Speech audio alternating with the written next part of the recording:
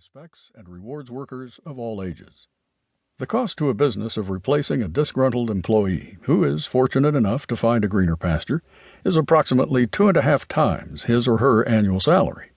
Now, more than ever, that's a cost few companies can afford.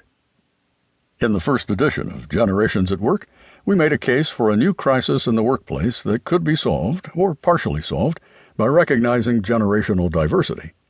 The work world was then at the beginning of an awakening about generational issues, and our primary objective was to convince readers that some common workplace complaints, lack of respect and inability to work as a team, for example, could, in many cases, be attributed to generational differences.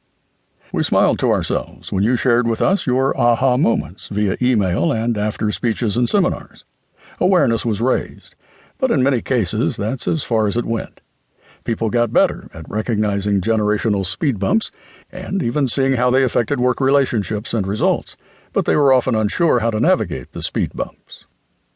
This edition is less about raising awareness and more about problem solving. We look at causes of generational behavior and approaches that not only reduce conflict, but actually make generational differences an organizational asset. In these turbulent economic times, it is even more critical that organizational leaders take steps that attract candidates with the right skills, engage every employee to bring out the best each has to offer, and create an environment that lowers anxiety, boosts morale, and increases productivity. With that as our goal, we invite you to listen and learn how to tap the potential of workers from all the generations. The generations. The generations vying with each other in today's workplace, as we depict them, are unique and a bit different than those commonly suggested by others. For instance, we define the baby boom generation as those born from 1943 to 1960. Others, particularly population demographers, define the baby boom as 1946 to 1964. Why the difference? We have factored in the feel as well as the fact of a generational cohort in our definitions. For instance, our research finds that people born between 1943 and 1960 have similar values and views as the true demographically defined baby boomers, those born between 1946 and 1964. Likewise, we date Generation X from 1960 rather than 1965. This again comes from our research and conclusion that the 1960 to 1964 cohort act and think more like Generation Xers than any other group.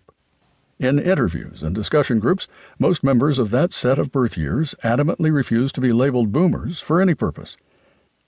Our 4 generational groups, therefore, are 1. The Traditionalists, born before 1943. Those who grew up in the wake of the Great Depression and World War II and faced the world with a can-do attitude. 2. The Baby Boomers, born 1943 to 1960. Those born during and after World War II and raised in an era of extreme optimism, opportunity, and progress. 3. Generation Xers, born 1960 to 1980. Those born after the blush of the baby boom who came of age deep in the shadows of the boomers and the rise of the Asian tiger. 4. Millennials, born 1980 to 2004. Those born of the baby boomers and early Xers into a culture where children were cherished, nurtured, and protected. Note that our generations overlap at their endpoints. If we wouldn't utterly confuse everyone, we would overlap them by 3 or 4 years. There are no hard stops or road signs indicating when one generation ends and another begins. Please note that we are also aware of the danger of stereotyping, whether by generation or gender.